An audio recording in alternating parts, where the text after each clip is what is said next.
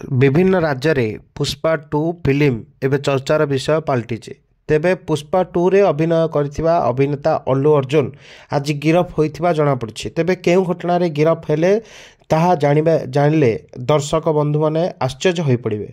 तेबे अल्लू अर्जुन गिरफ होइतवा नै एबे संगे संगे एक बड़ खबर आसीछि। सुपरस्टार अल्लू अर्जुन गिरफ होइछन्ति। हैदराबाद रे पुष्पा 2 स्क्रीनिंग बेले जड़े महिलांकर दला चकटारे मृत्यु घटिथिला। एही घटनार किछि दिन परे आज अभिनेता अल्लू अर्जुन गिरफ होइछन्ति। हॉल रे दला चकटा मामला रे अल्लू अर्जुन को नाँ रे एक मामला मोकदमा रुजु करा जायतिला। एही घटना रे अल्लू अर्जुन को आज पुलिस गिरफ करिछि।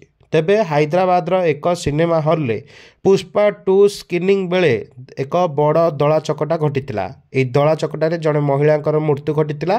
एही घटना रे आज सुपरस्टार अभिनेता अल्लू अर्जुन को गिरफ करिछि पुलिस।